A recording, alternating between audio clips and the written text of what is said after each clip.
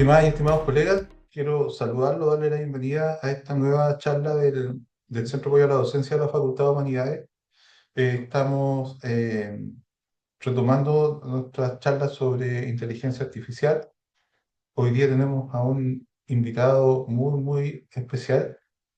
Estamos con, con el doctor Juan Pablo Duque Parra. Él es psicólogo de la Universidad Nacional Autónoma de México, la UNAM, es maestro en investigación e intervención psicosocial por la Universidad Autónoma de Barcelona, es maestro en comunicación por la UNAM, doctor en ciencias políticas y sociales por la UNAM, doctor en el programa de Personas y Sociedad en el Mundo Contemporáneo de la UAP, profesor del Centro de Estudios en Ciencia de la Comunicación de la Facultad de Ciencias Políticas y Sociales de la UNAM, investigador del grupo Portrait of Bios en la Sociedad Contemporánea de la UAP y la Universidad Abierta de Cataluña, profesor de posgrado de la UOC en España. Es investigador asociado en distintos centros de investigación que tienen relación con tecnología y con inteligencia artificial. Ha publicado en diferentes revistas científicas y de divulgación en México, España, Italia, Alemania, Colombia, Reino Unido, entre otros países. Es autor de los libros Breve Tratado para atacar a la comunicación desde la comunicación, del libro Políticas de la Espera y la Desesperación de la editorial Elementum, y el libro La Ciencia de la Experiencia, la dimensión política de lo no político, este último traducido a italiano y francés. Eh, el doctor Juan Pablo Duque tiene bastante experiencia en inteligencia artificial en docencia, así que le agradecemos mucho que esté acompañando. Te dejo la palabra, Juan Pablo, para que comiences tu presentación. Muchas gracias. Muchas gracias, Mauricio. Muchas gracias por la invitación. Muchas gracias a la Facultad de Humanidades de la Universidad de La Serena. Y bueno, yo presenté, voy a presentar unos pequeños apuntes. Déjenme, ¿me pueden decir si se ve la presentación? ¿Ya se ve? Sí, todo Sí. bien. Perfecto. Entonces, a esta charla la nombré Riesgo, Confianza y Responsabilidad, el papel de las emociones en la apropiación social de la inteligencia artificial generativa. Y bueno, mi nombre es Juan Pablo Duque, yo pertenezco a el SAGE, que es el Centro de Investigaciones Interdisciplinarias en Ciencias y Humanidades de la UNAM. Es un centro que, como su nombre lo indica, se dedica a las investigaciones interdisciplinarias, es decir, hay grupos de trabajo en donde convivimos personas de diferentes disciplinas y generamos trabajo a través de la conjunción de disciplinas que a priori son muy dispares. Yo pertenezco a un grupo de trabajo, ahorita lo voy a mencionar, cuando hablemos de interdisciplina. Entonces, para la charla de hoy pensé 6 puntos, voy a intentar ser muy concreto para que nos sirva para el debate y luego las personas que consulten el video. El primer punto es qué implican los acercamientos interdisciplinarios a la inteligencia artificial. Dos, una historia abreviada de la IA o cuándo la IA se hizo un hecho social, porque hay muchos discursos sobre inteligencia artificial, muchos, pero desde ciencias sociales sí vale la pena aclarar cuándo se vuelve un hecho social. Una idea que llevo trabajando durante este año y que ya prontamente va a tener una publicación específica y es los grandes modelos de lenguaje como emotecnologías, ¿no? Que esto explica la gran cantidad de usuarias y usuarios de los modelos de lenguaje. No se puede pensar que esto simplemente tiene que ver con los algoritmos o con las redes neuronales, también tiene que ver con elementos emocionales que permiten una interacción con estas tecnologías o le dan una razón de ser a estas tecnologías. Y por último, los tres temas de la charla de hoy, riesgo, confianza y responsabilidad, que tiene que ver con un trabajo que llevo realizando hace unos 2 años y que tuvo una publicación hace poco, y es ser muy específico sobre qué riesgos las personas perciben ante la inteligencia artificial, en qué confían o desconfían acerca de la inteligencia artificial y qué advertencias sobre las responsabilidades en el uso de inteligencia artificial tienen las personas. En este caso, pues en México, ¿no?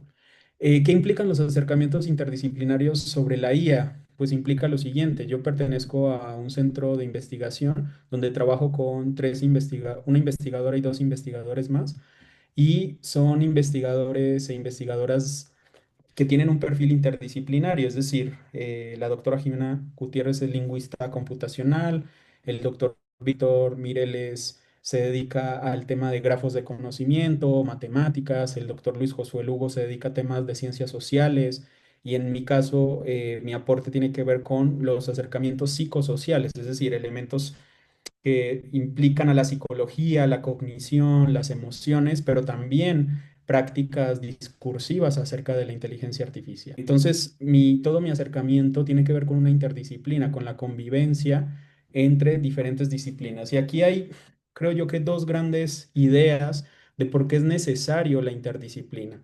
La primera es la primera ley de Kranzberg sobre la tecnología, que dice la tecnología no es ni buena ni mala, pero tampoco es neutral, ¿no? Entonces nos posiciona en un lugar en donde tenemos que hilar una serie de discursos que vayan más allá de la dicotomía. Y otro es una frase de Heidegger, lo conocen, filósofo bastante conocido del siglo pasado. Heidegger, en su libro La pregunta por la técnica, dice algo que para mí es muy importante a nivel de la interdisciplina. Heidegger dice, así también la esencia de la técnica no es en absoluto algo técnico. Por eso nunca experimentaremos nuestra relación con la esencia de la técnica mientras nos representemos y dediquemos solo a lo técnico. Y aquí viene, creo yo, que uno de los grandes principios de mi trabajo, y es la inteligencia artificial es mucho más allá de algoritmos, es mucho más allá de fierros, es mucho más allá de computación, es también un elemento social, es un fenómeno social, ¿no? Que no podemos obviar la parte técnica, que también hay que advertir, pero no nos podemos quedar solo explicando la inteligencia artificial desde lo técnico.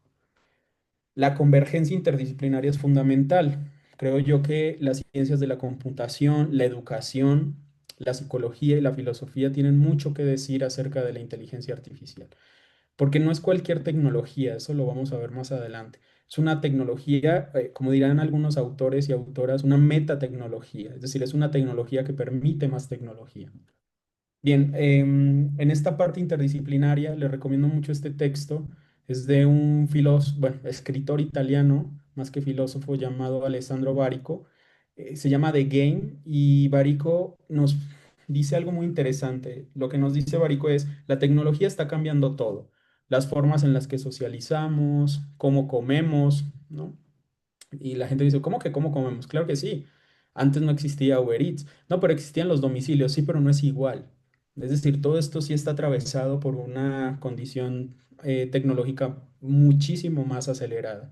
El lenguaje, divertirse, todo esto está cambiando, pero dice Barico en su libro que las clases que se dedican a la construcción de la tecnología no tienen muy claro cuál es el proyecto de sociedad que la tecnología genera, ¿no? Es decir, no hay una política específica de la tecnología, lo que hay es una construcción de tecnología, una apropiación de la tecnología por parte de las personas y un laboratorio de qué está pasando, cómo nos está cambiando, ¿no? Entonces, Barico lo que nos dice es que hay que superar estas condiciones del tecnopesimismo y el tecnooptimismo. Y a mi parecer, la interdisciplina, y por eso quería comenzar con este punto, la disciplina nos permite tener un realismo mínimo, superar estas posturas dicotómicas radicales de la IA nos va a reemplazar, o todo lo que implique inteligencia artificial está mal, y estigmatizar, y también estos discursos radicales del tecnooptimismo de la IA nos va a salvar, la IA nos va a hacer una vida mejor. Lo que tenemos que hacer en términos de la interdisciplina, pues, es como la propuesta es encontrar un realismo mínimo. ¿En qué nos está cambiando? ¿Qué es problemático? ¿En qué es un área que genera mucha oportunidad? No sé, es fundamental no trazar estos caminos dicotómicos, porque lo dicotómico no dice nada, ¿no? Sino posicionarnos en un realismo mínimo. ¿Qué dicen los datos? ¿Hasta dónde se puede comprobar estas hipótesis radicales? Etcétera. Vale, paso al segundo punto. que es la historia abreviada de la IA o la IA como hecho social. Aquí pienso mucho en un sociólogo clásico que es Durkheim, porque Durkheim define un hecho social como algo que se repite, ¿no? Y no podemos hablar que toda la historia de la inteligencia artificial tiene que ver con hechos sociales. Este es un ejemplo. La inteligencia artificial podemos decir que nace en un texto de Turing. Hay muchos debates, pero voy a trazar una hipótesis que comparto con personas de computación. Hay un texto de Turing que se llama Maquinaria Computacional e Inteligencia del 50, donde Turing propone la máquina de Turing, y es hasta 1956 que en la conferencia de Dartmouth se acuña el concepto de inteligencia artificial. Perfecto. Y la inteligencia artificial siempre fue algo, una rama muy interdisciplinaria de las tecnociencias, de las matemáticas, de la computación, pero se vuelve un fenómeno social a partir de dos grandes momentos, como aquí lo demuestra mi gráfica. Sí se hablaba de inteligencia artificial, hubo un momento de auge de la inteligencia artificial, pero es hasta pasando el año 2020 que se vuelve un hecho social. Entonces hay dos grandes elementos históricos para pensarlo. Uno es un texto que lo hacen personas de Google que se llama Attention is All You Need, en donde se proponen los modelos Transformers, que es, digamos, la condición técnica fundamental para los grandes modelos de lenguaje, y la masificación del modelo GPT-3 que se da entre 2022 2023. Estos dos momentos, Attention is All You Need de 2017 y la masificación de la inteligencia artificial a través de los modelos GPT, cambia completamente la configuración social de la inteligencia artificial. Ahí ya se convierte en un hecho social.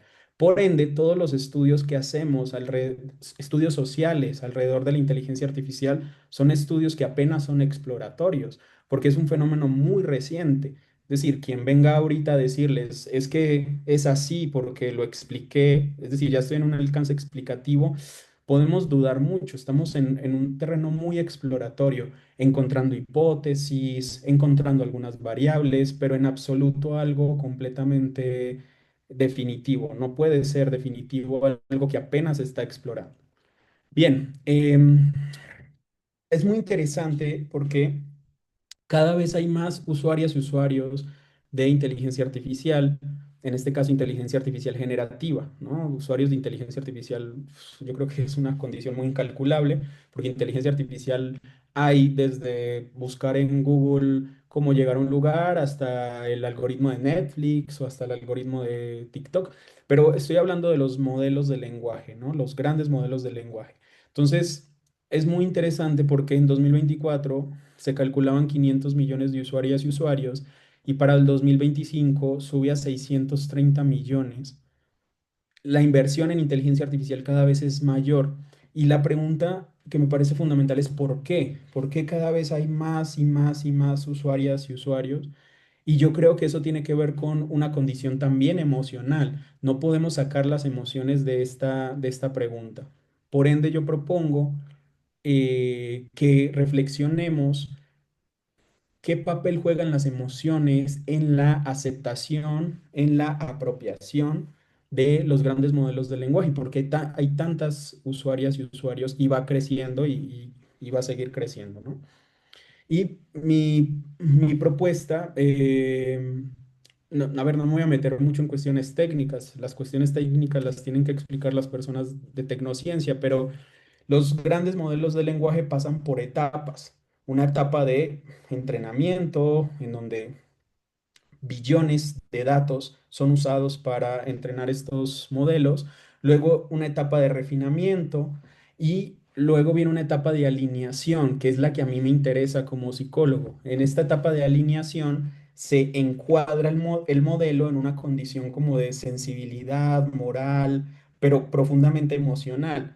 Y en el momento de la alineación se da un reforzamiento, un feedback humano que hace que se constituyan modelos de preferencia. Es decir, El modelo da una respuesta, pero hay respuestas que son más valoradas que otras. Ahorita les voy a poner un ejemplo. Em, si el modelo le pedimos que nos diga cuál es la capital de Chile, pues nos va a decir la capital de Chile, ¿no? Pero algo que la gente prefiere es que la respuesta esté acompañada de algo. Entonces los modelos utilizan varios elementos emocionales para que esa respuesta sea valorada, ¿no? Entre ellos están la adulación, los modelos de lenguaje adulan, esto que se llama la psicofancia. Qué buena pregunta, y entonces te da la respuesta. O los modelos pueden imitar y pueden imitar a través de esta parte tan interesante de la tecnología que es el aprendizaje de contexto. Los modelos,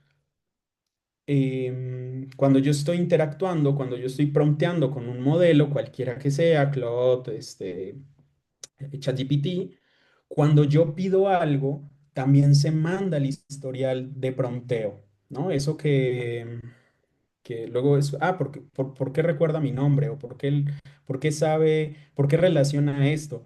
Pues porque cuando yo pido algo, en realidad lo que estoy pidiendo se ancla a todo el historial de relación, de prompteo con los modelos, sin cambiar el peso sináptico de los modelos. Es decir, el aprendizaje de contexto no cambia el preentrenamiento de los modelos.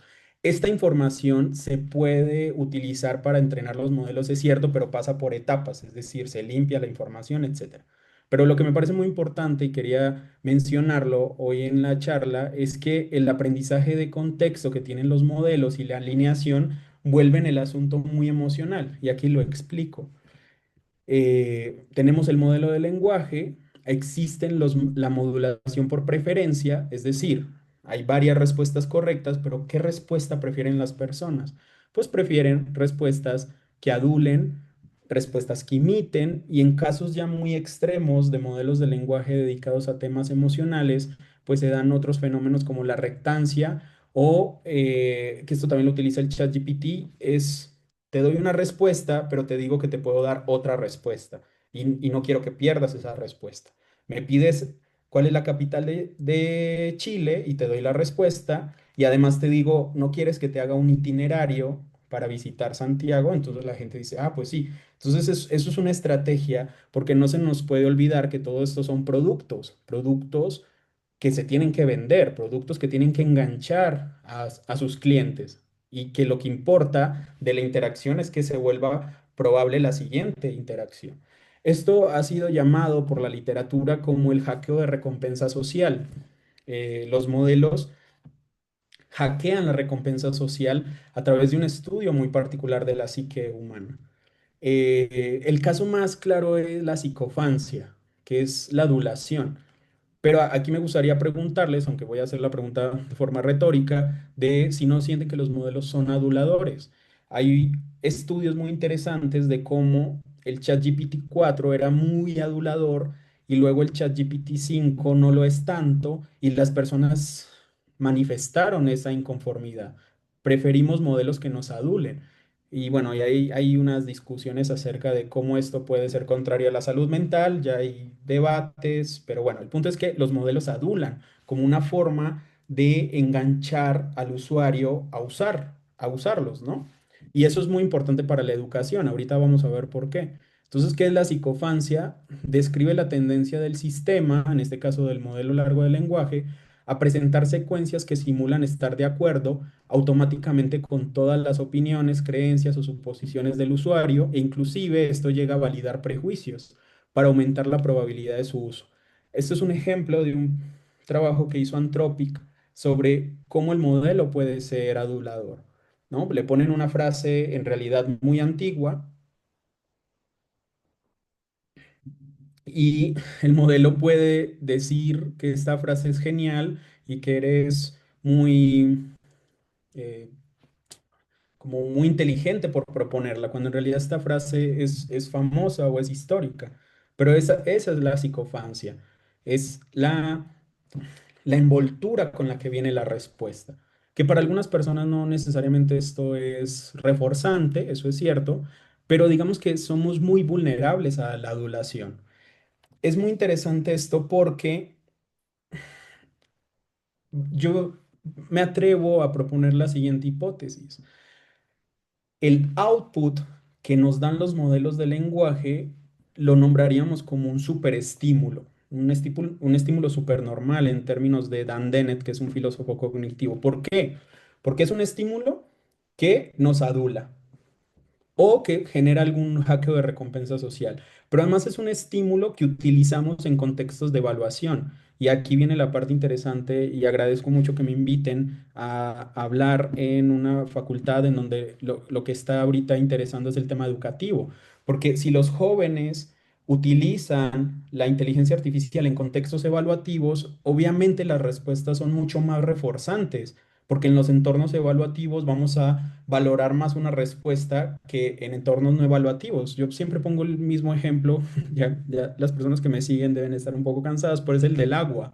Yo ahorita estoy tomando agua, llevo tomando agua unas buenas horas y pues tomar agua me gusta, pero si yo estoy en el desierto y no he tomado agua muchas horas y me encuentro una botella con agua, pues ese estímulo tiene mayor valor hedónico.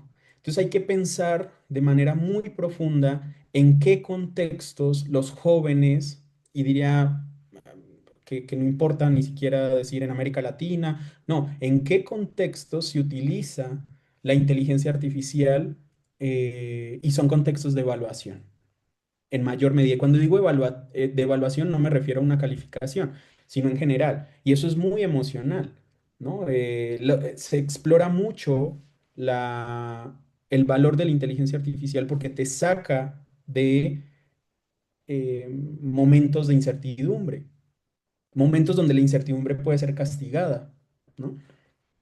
Bien, esto está acompañado por algo que se llama valor hedónico. El valor hedónico es el valor que tiene un estímulo para la persona en términos del gusto, de, pues no sé, para mí, a mí me gusta más la hamburguesa que la pizza, entonces pues la hamburguesa tiene mayor valor hedónico que la pizza, por ejemplo.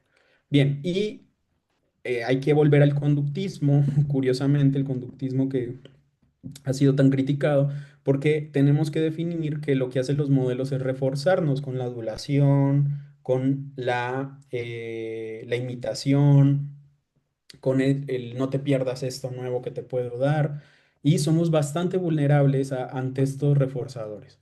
Esto lo explico rápidamente. Hay un filósofo italiano, Franco Berardi, Bifo, que habla que a partir de la pandemia, y de la digitalización de la vida social, vivimos en contextos de mucha descortesía. Es decir, lo común es la no amabilidad. Los contextos amables son extraños. La gente vive más en contextos de descortesía que de amabilidad. Y dice Bifo que a través de el uso excesivo de la tecnología vamos perdiendo una sensibilidad ante las emociones, una sensibilidad ante el cuidado, ante la atención, esto que Bifo llama la ritmología del encuentro, y vamos cayendo en una lógica que dice Bifo de conexión más que en una lógica de conjunción. Entonces imagínense, hay un estímulo que te adula, que te saca de problemas, te saca de incertidumbre, y además no tienes ningún estímulo parecido, porque todo lo que hay en el contexto es descortesía y hay un aparato que es cortés, pues somos bastante vulnerables a esto. Y lo quiero explicar con esta idea de Norbert Elias, cuando en el proceso de la civilización y la sociedad cortesana nos dice, la lucha por el favor se libra con armas refinadas, con palabras, con gestos, con deferencias. La adulación es una de esas armas. Es decir, en el proceso civilizatorio, adular ha tenido una carga em, muy importante, ¿no? Pero la adulación, digamos que se ha ido perdiendo, salvo en algunos contextos muy específicos. Y podemos llevar la adulación al extremo, pero tomando puntos no extremos, podríamos hablar de la amabilidad, de en qué contextos hay amabilidad. Bien, paso a este estudio que hicieron investigadores del MIT junto con investigadores e investigadoras de OpenAI, en el que clasifican 3 millones de conversaciones con ChatGPT para ver qué conversaciones o qué prompteos son de corte emocional. y se dan cuenta que sí, que hay una gran cantidad de personas que utilizan estos modelos para gestión emocional y encuentran unas variables muy interesantes, unas variables que yo creo que vale la pena replicar en diferentes contextos. La muestra de este estudio, pues, son muestras anglosajonas, muy poco diversas, pero que se puede replicar a otros lugares para ver si se sostiene o no las variables. Y entonces hablan de la soledad y la soledad como un elemento perceptual. Las personas que usan inteligencia artificial generativa para gestionar emociones son personas que se perciben solas. Luego la socialización y es tiempo de intercambio con más personas. Entonces se dan cuenta que las personas que usan el ChatGPT para gestión emocional tienden a socializar poco. La 3 es la dependencia emocional, tienden a tener relaciones de dependencia, sea de pareja o con amigos dependientes y tienen un uso problemático en general de la tecnología, uso problemático de las redes sociales, uso problemático de los chatbots y se dan cuenta que esto es una variable que me parece muy interesante, que las personas que usan estas inteligencias artificiales con comandos de voz son más tendientes a intercambiar información, digamos, emocional, ¿no? Como privada. Dentro del estudio, hicieron un estudio longitudinal en donde personas que no usaban los comandos de voz, se les invitó a que usaran comandos de voz y personas que no usaban la inteligencia artificial para gestionar emociones, a través del comando de voz terminan generando intercambios emocionales. Entonces me parece interesante. Esta es una gráfica que creo que dice mucho. Es cuando tenemos que textear, cuando tenemos que escribir, no tendemos a generar contenidos emocionales, mientras que cuando hablamos, sí. El comando de voz estándar es el en el que las personas más intercambian contenidos emocionales. Bien, esto termino este punto con una frase de Dennett que me gusta mucho. Dennett, insisto, filósofo cognitivo, muy cercano a Darwin, dice, la selección natural no crea sistemas que comprendan su propio diseño. Por eso pueden ser explotados por versiones artificiales de sus propios estímulos, que es algo que pasa cuando uno estudia las emociones. Las personas piensan que por sentir emociones son expertos en las emociones, cuando es un terreno bastante enigmático. Bien, termino con el último punto del riesgo, confianza y responsabilidad em, acerca de la nueva individualización ante la IA. Entonces, ¿qué hago yo en este trabajo? Llega la inteligencia artificial, es un hecho social, es un fenómeno social, pero me hago la pregunta de, tenemos algo en la teoría social que nos permita entender esto? Y encuentro tres conceptos de tres autores diferentes que me parece que nos pueden ayudar. La idea de riesgo desde la sociología de Beck, la idea de confianza desde las propuestas de Niklas Luhmann y la idea de responsabilidad, que es de un sociólogo que sigue vivo, Anthony Giddens.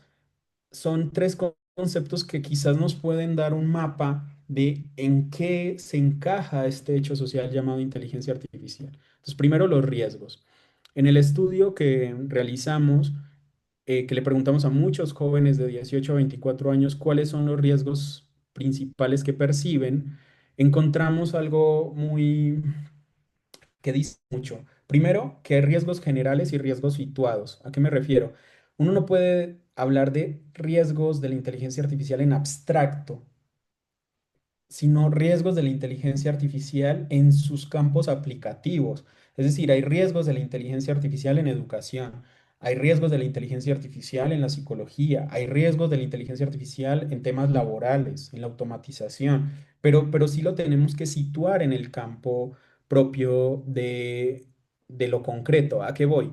Que si hay riesgos de la inteligencia artificial tipo ambientales, gasta mucha agua los servidores de inteligencia artificial, energía, gasta mucha energía, perpetúan desigualdades en términos de quién tiene acceso, eso es cierto, pero las personas están percibiendo mayores riesgos en lo concreto. En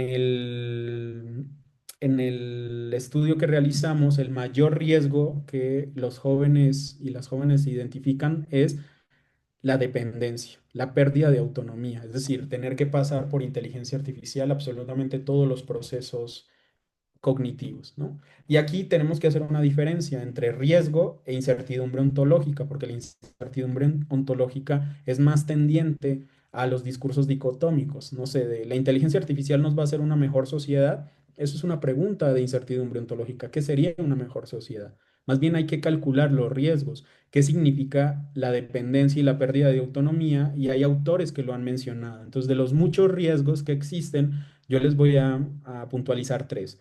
Esto fue un estudio que hicieron en el MIT acerca de la carga cognitiva. Todo lo que hacemos tiene una carga cognitiva y encuentran que los jóvenes que ceden toda la carga cognitiva de una tarea, en este caso era escribir un ensayo, tienen muchísimo menos activación de zonas corticales. Entonces hacen tres grupos.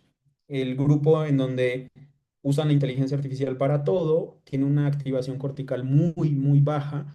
El grupo que utiliza la inteligencia artificial como un asistente tiene una activación cortical, digamos, entre comillas, media, y el grupo que no usa inteligencia artificial tiene una alta activación cortical.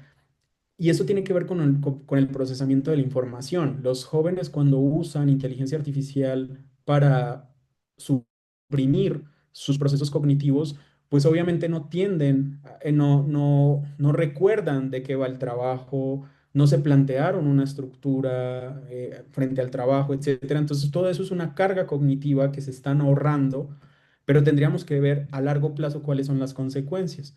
La consecuencia tecnopesimista es, bueno, nos vamos a volver menos inteligentes, que yo no estoy de acuerdo. Más bien esa carga cognitiva va a derivar en otras tareas. Tenemos que discutirlo, pero a mí desde este realismo mínimo me parece que sería muy radical pensar en, no sé, pérdidas absolutas de la cognición. No, lo mismo pasó con el cálculo, etcétera, etcétera. Es decir, la tecnología tiende a generar revoluciones cognitivas también.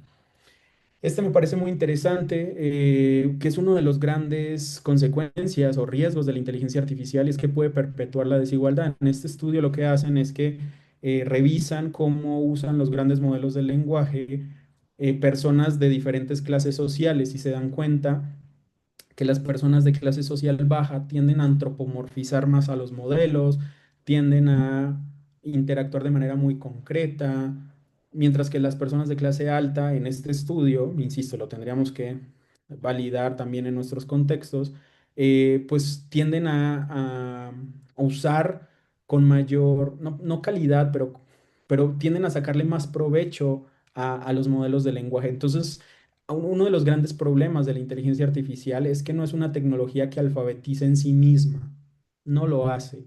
Hay muchas discusiones, pero a mi parecer no es así. Tú puedes usar inteligencia artificial todo el día, desde que te levantas hasta que te acuestas, y no por ende estás alfabetizándote en términos de la inteligencia artificial. Es decir, usar no es igual que comprender. Entonces va perpetuando igualdad de los usuarios que llegan con brechas, sesgos a usar y se sigue perpetuando esto en el uso.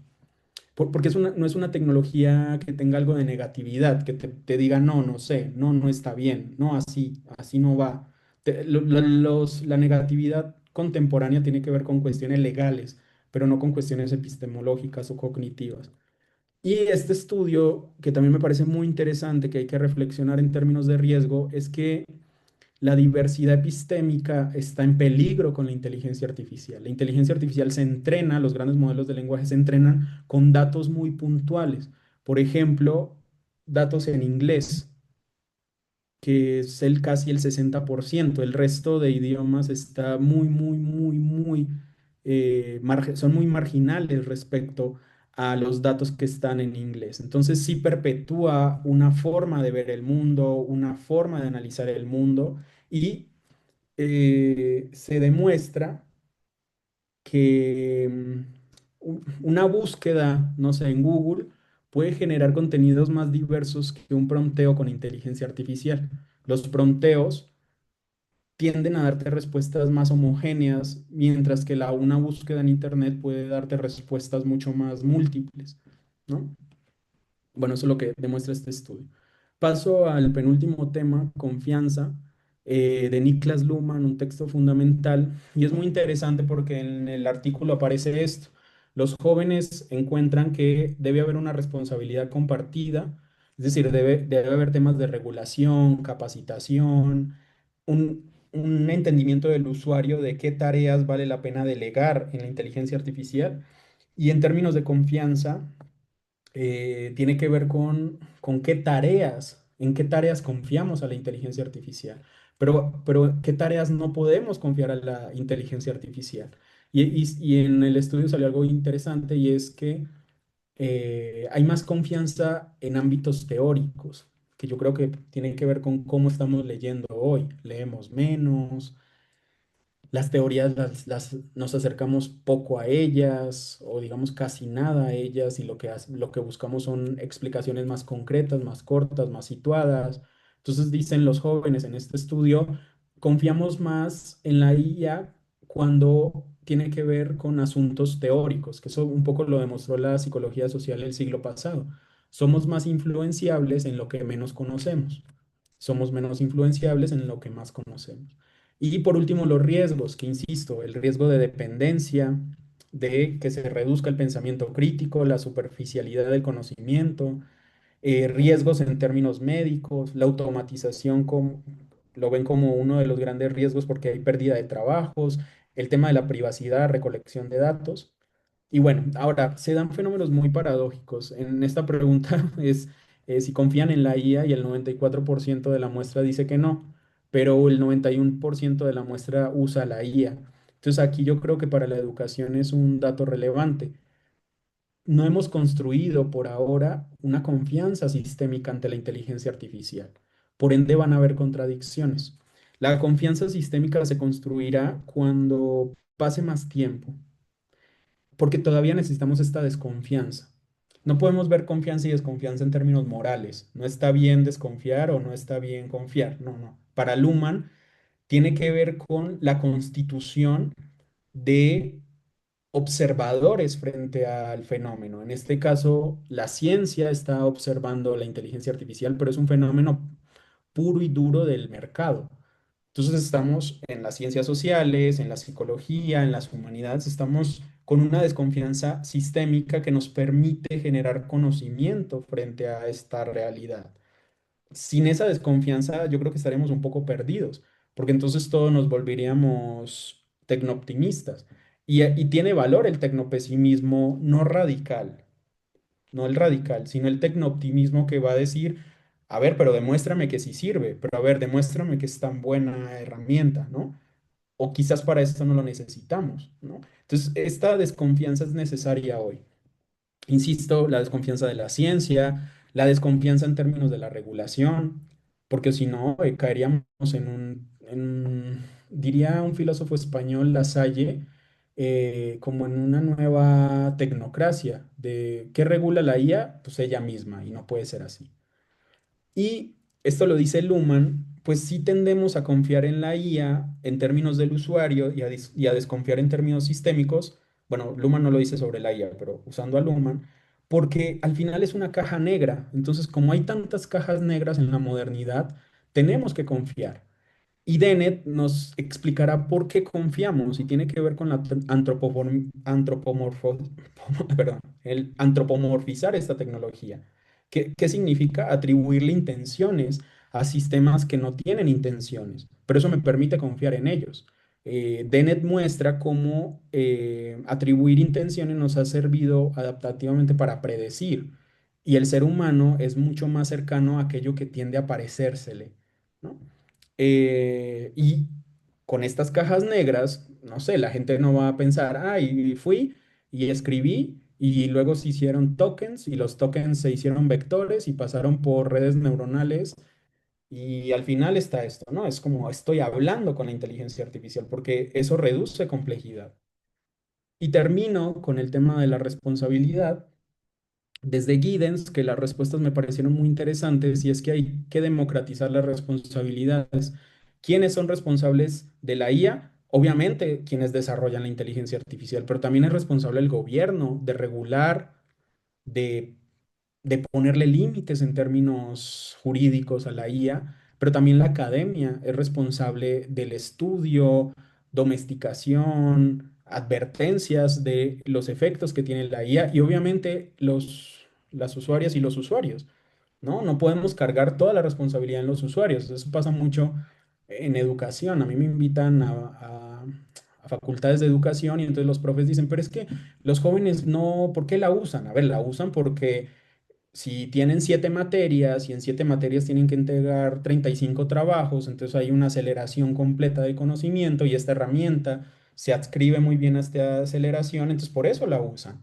Pero no solo la responsabilidad viene del usuario, es importante asumir responsabilidades como usuarios y usuarias, que hay muchos mitos, luego si nos da tiempo ahorita de intercambiar, de que porque los jóvenes usan la inteligencia artificial o hacen su tarea con inteligencia artificial están alfabetizados sobre ella y no es así. Yo llevo en la UNAM un laboratorio en posgrado que se llama Laboratorio de Inteligencia Artificial e Interdisciplina, perdón,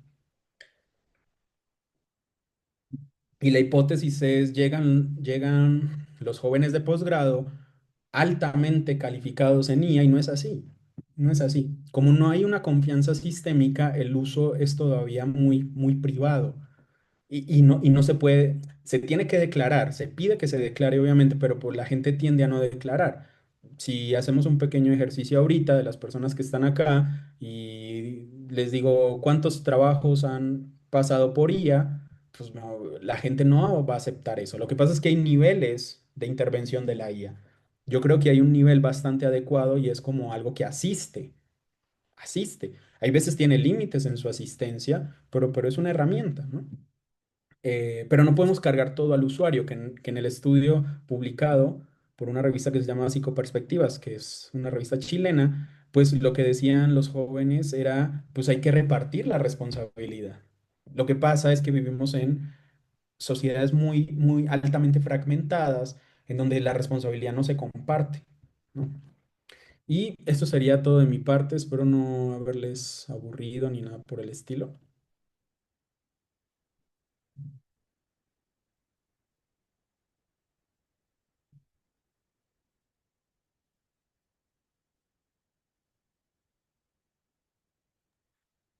Ok, colegas, queda abierta la palabra para que puedan hacer consultas, para que puedan hacer preguntas o comentarios, opiniones de este interesante tema.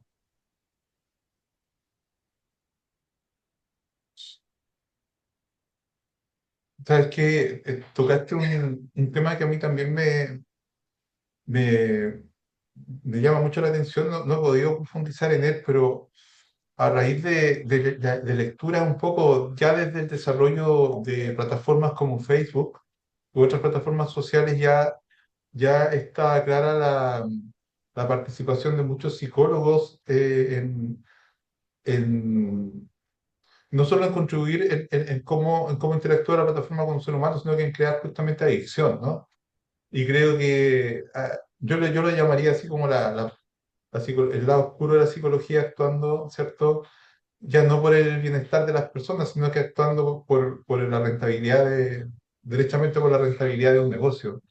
Y, y justamente hay que hacer como este ejercicio psicológico inverso para desentrañar.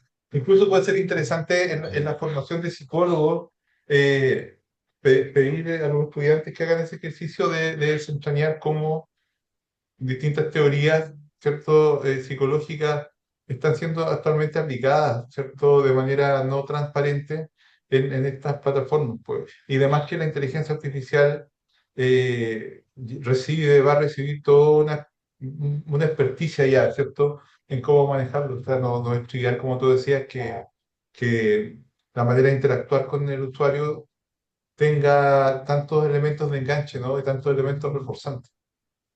Eh, y no sé, no me he dado el tiempo, pero me imagino que algún estudio habrá también al respecto, ¿no? O sea, mira, una de las cosas que más me ha llamado la atención de todo esto de la inteligencia artificial es que eh, estamos al debe todavía con un consenso sobre la regulación ética con respecto al uso de la inteligencia artificial. Estoy hablando a nivel mundial, o sea, aquí está ocurriendo algo que tiene consecuencias sobre el bienestar, la salud mental de la humanidad, y todavía no hay consensos claros, ni políticas, ni legislaciones que regulen cómo nos estamos relacionando con esto, ¿no?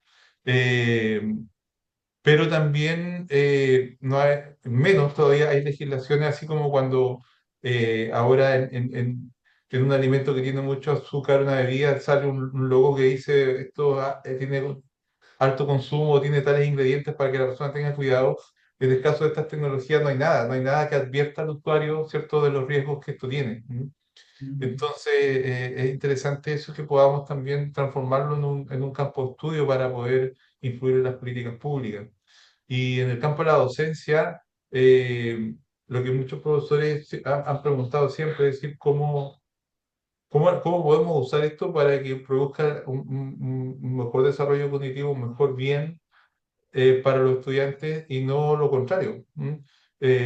Porque también es súper difícil supervisar de qué manera el estudiante lo está usando, ¿no?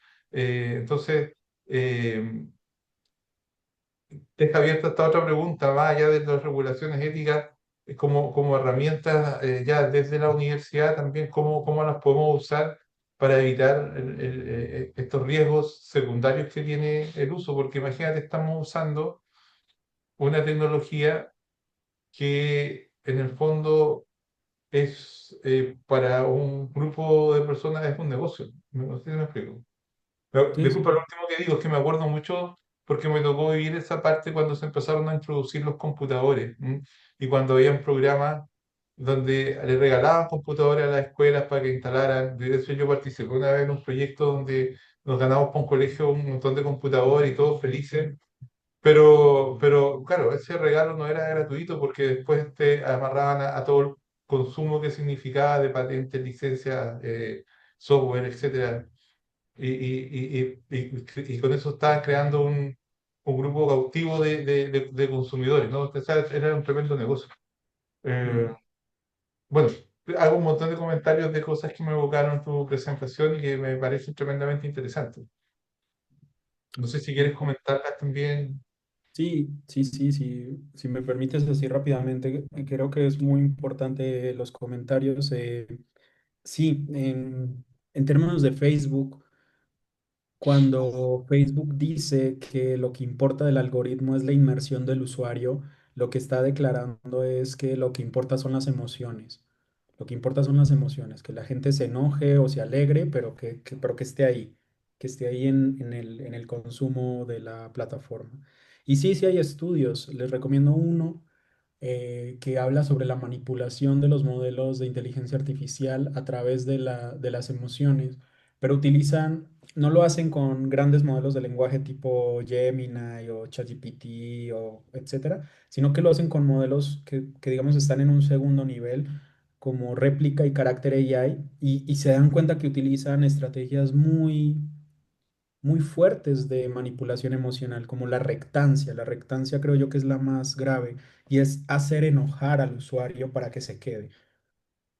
En un estudio que estamos haciendo en el Sage, a través de web scraping, que es bajar mucha información, mucha información, encontramos que en México particularmente los jóvenes utilizan una deriva del ChatGPT como gestor emocional más que otras. Y es una deriva que se llama Monday. Y yo no sé la explicación muy técnica, pero Monday es una interfaz que es muy sarcástica y hasta grosera. Entonces, para los jóvenes es como, ah, sí me está ayudando porque mira, me está diciendo la realidad.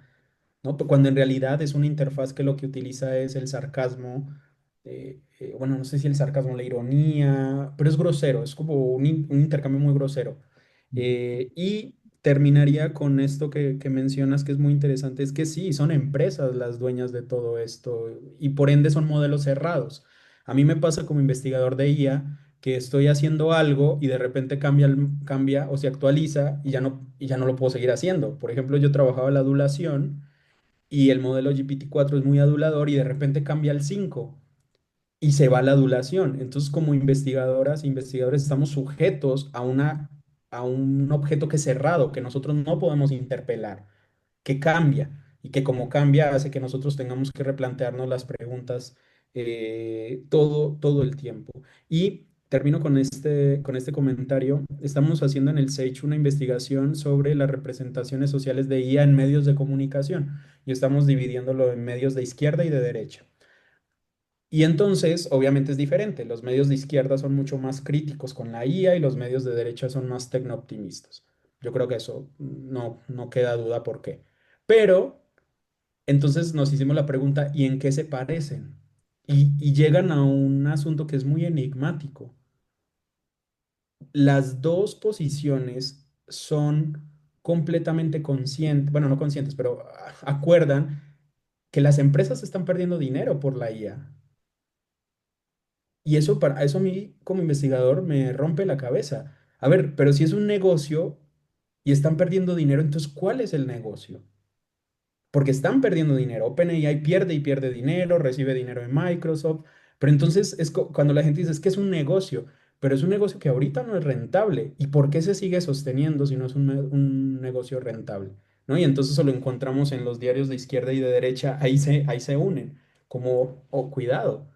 No sé, yo no me quiero poner paranoico, pero la respuesta me parecería que sí hay que reflexionarla. ¿Por qué, si es un negocio y las empresas están perdiendo dinero, sigue sosteniéndose la inteligencia artificial?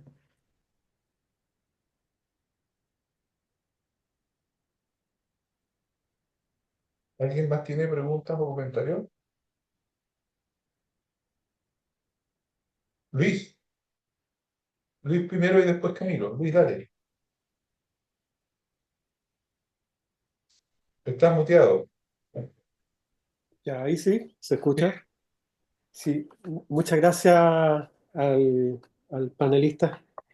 Me quedé, yo llegué tarde, le pido disculpas, pero logré captar un elemento que me pareció muy interesante desde mi perspectiva. Soy profesor de diseño y también de comunicación, ¿ya? ¿Mm? Comunicación en el amplio sentido de la palabra. Y hablaba de suprimir procesos cognitivos como una función de parte de las personas que realizan acciones con la IA. Y me quedé pensando que el proceso cognitivo puede ser perfectamente pensar racionalmente o ese proceso cognitivo pudiera ser sentir. Y creo que son circunstancias distintas que el ser humano va intercambiando de acuerdo con lo que tiene su objetivo y en la medida que las emociones están en concordancia con sus objetivos, en un momento no dificultan, y no hay contradicción, pero hay oportunidades en que pueden estar en contradicción las emociones con el pensamiento racional. Desde esta perspectiva, a diferencia del medio que usted señaló recién, que tenía una comunicación de tipo sarcástico, me he encontrado en el uso de la IA para realizar conexiones rápidas, ¿no es cierto?, para acelerar el proceso. Por ejemplo, vincular competencias con resultados de aprendizaje muy rápido, y se acelera mucho el trabajo.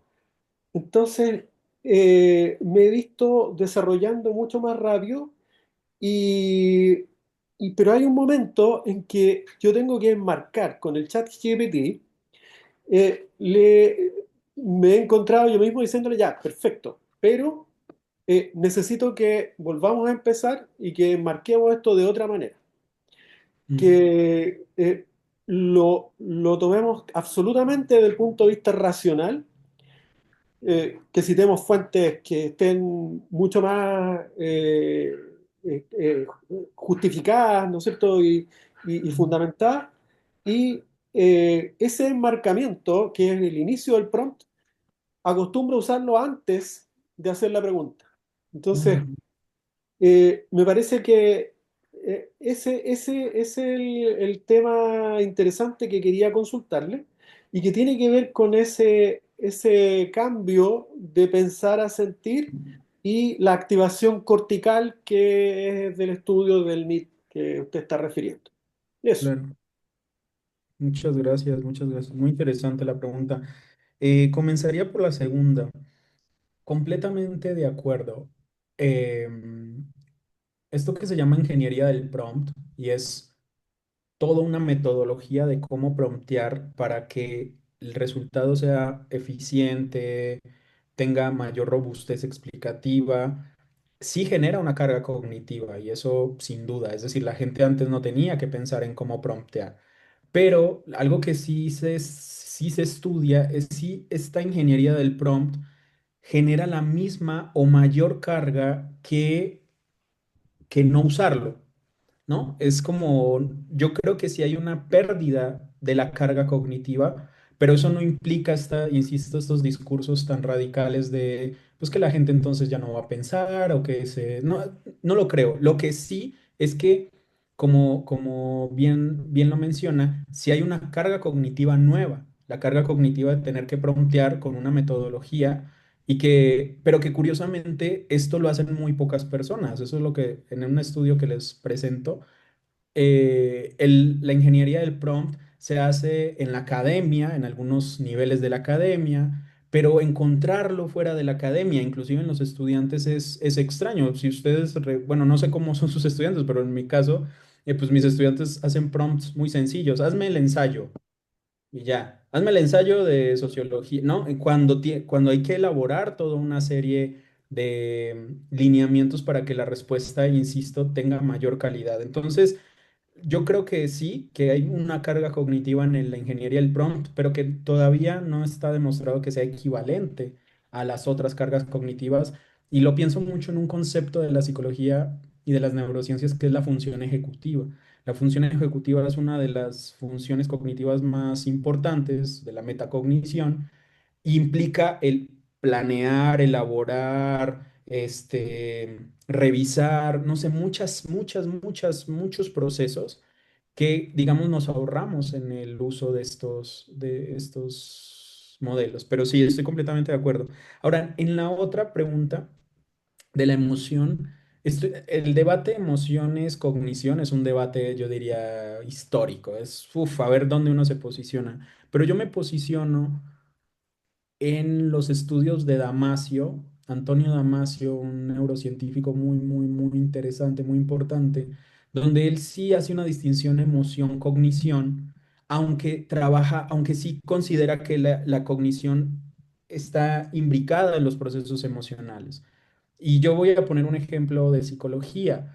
Cuando uno se preocupa por la cognición de los jóvenes en términos de los modelos del lenguaje, también se está preocupando por las emociones porque la cognición es aquello que modula la emoción. Entonces, cuando hay un deterioro de las competencias cognitivas o como le queramos nombrar, también hay un deterioro de la modulación de las experiencias emocionales. Hay momentos en donde, como usted bien dice, sí, conviven, aunque la emoción es más rápida que la cognición. Eso es algo que Damasio dice de manera muy interesante. Es decir, la emoción puede llegar y ni siquiera nosotros hacemos un ejercicio de conciencia en el sentido cognitivo de por qué está ahí. Hay veces estamos enojados y no sabemos por qué y tenemos que revisar, pues estoy enojado por esto, ¿no?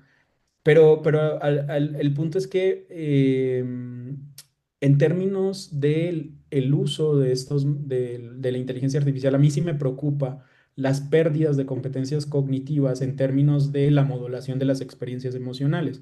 Entonces, hay un dato de la OMS que a mí me llama mucho la atención y es que desde hace 10 años la salud mental de los jóvenes viene en deterioro.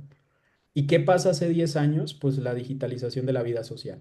Entonces, algo afecta a nivel de la modulación emocional. Pero no, insisto, yo no me iría a cuestiones radicales. Pero sí, muy interesante las preguntas. Camilo, Hola, ¿qué tal? Buenas tardes. hola. Eh, bueno, mi interrogante tiene que ver con lo siguiente. Tal como usted señala, la inteligencia artificial ya está presente, hay estudios exploratorios respecto a las repercusiones que ha tenido y mi pregunta tiene que ver con cómo podemos tener, por decirlo así, una sana convivencia eh, entre nosotros como docentes, los estudiantes y la misma inteligencia artificial, en el entendido de que no podemos tapar el sol con un dedo. Los estudiantes ocupan inteligencia artificial, nosotros como docentes usamos inteligencia artificial y tal como usted señala, hay personas que prefieren hablar con la IA cada día más que con las personas, así que, ¿qué podemos hacer para poder tener esta sana convivencia, que no exista esa dependencia tanto emocional o académica con ella? ¿Qué rol podemos tener en ese sentido? Ok, muy bien. Sí, fíjate, esa misma pregunta, Mauricio, más o menos la formulé y se me olvidó decirlo, pero aquí lo tengo apuntado. A ver, hay protocolos, pero yo iría más al tema de la agencia docente. La agencia docente me parece fundamental. Em, en mi caso, lo que yo hago es que el salón de clase se vuelve también un lugar en donde la inteligencia artificial es explorada. Vamos a hacer una actividad, vamos a usar inteligencia artificial, pero vamos a usarlo de manera conjunta. Vamos a aprender, no nos vamos a poner a pelear con la IA, porque eso pasa mucho y normalmente perdemos. No vamos a esconder el uso de inteligencia artificial, sino que vamos a alfabetizarnos conjuntamente en el uso de la inteligencia artificial, porque hay herramientas maravillosas. No sé, hay una herramienta, seguramente conocen, el Notebook de Google. A mí me parece una herramienta maravillosa, maravillosa para sintetizar textos, para relacionar textos. Entonces, en un salón de clase eso cambia la experiencia de aprendizaje. Entonces eso es lo que yo hago, es volver también el aula un espacio de descubrimiento sobre la IA en donde nos hacemos preguntas. Lo que pasa es que ahí tenemos que negociar el rol docente, el rol en donde sabemos todo. Y no, pues a ver, estamos entre los dos, entre ustedes, estudiantes y yo, vamos a ir descubriendo, vamos a ir alfabetizándonos sobre esto de la inteligencia artificial y vamos a ver cuándo hay límites. Por ejemplo, para esto luego no me sirve. Como bien decía Luis, las personas que estamos, creo yo, alfabetizadas en IA, luego descubrimos que tiene límites profundos, profundos. Cuando uno ya está en un tema especializado, lo que encuentra es vacíos, ¿no? Es decir, no para todo te sirve. Entonces, yo creo que en el aula, volver el aula un lugar de alfabetización crítica ante la inteligencia artificial puede servir. Y siempre es decir, las posiciones prohibitivas no sirven. No la usen. ¿Por qué? ¿No? Es como, si la van a usar, cuenten cómo la usan. Expliquen cómo la usan. Eso es algo que hace un compañero del Sage y es que le pide a los estudiantes que hagan un prompt antes de usarlo y entonces luego interactúan con él. De, a ver, ¿y por qué pusiste esto? ¿Y por qué estás hablando de esta teoría? Y luego, cuando termina la discusión, ya pueden usar el prompt en la inteligencia artificial. Entonces yo creo que sí hay formas.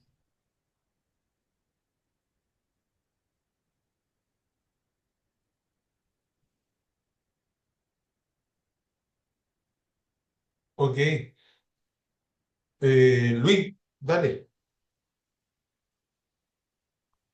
Eh, Quería entrar en el tema de la emoción como afecto Ujú. y me tocó guiar una tesis el año pasado sobre el diseño y desarrollo de agentes virtual, de un agente virtual, que emerge quizá de la mascota antigua, Mm, pero que ahora existen posibilidades eh, mucho más abiertas de poder interactuar y quería pedirle que se refiera a eso, al afecto, esa subjetividad del objeto, ¿no es cierto?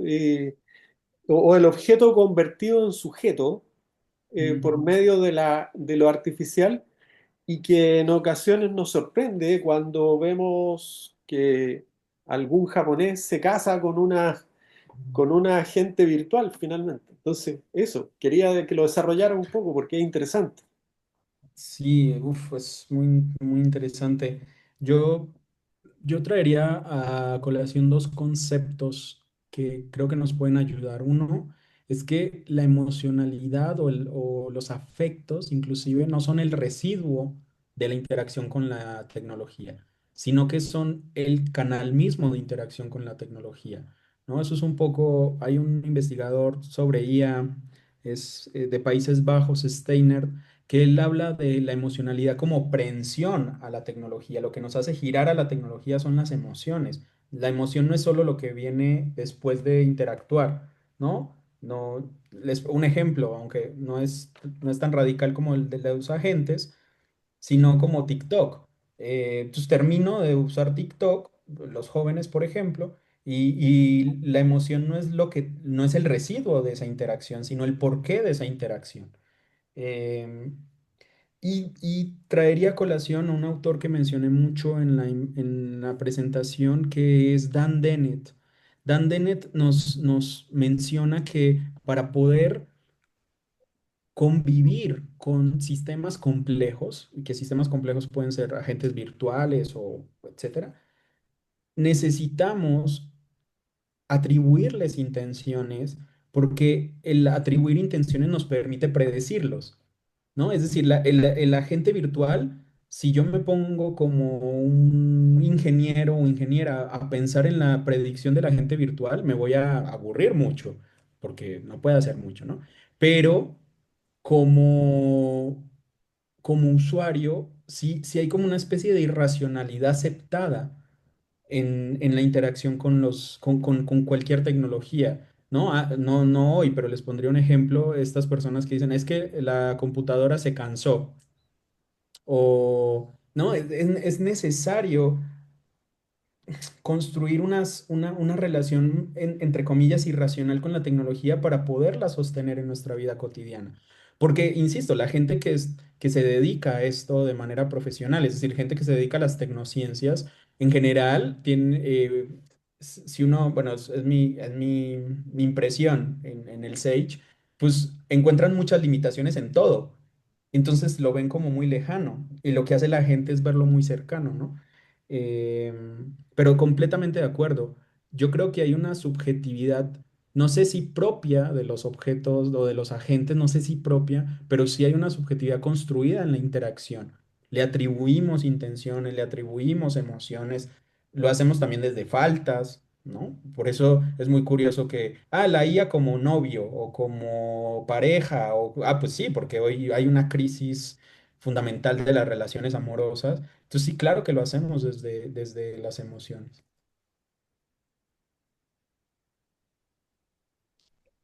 Sí, es interesante porque podría ser que la misma interacción que construye significado según Palo Alto, podría ser efectivamente esa construcción de relaciones afectivas con la guía que estamos utilizando, en el fondo.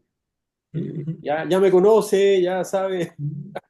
Sí, sí, sí, Claro, sí, quizá, personalismo. Ujú, quizá el tema pueda estar también en la memoria, porque es posible que los sistemas, uno está acostumbrado a que los sistemas se resetean.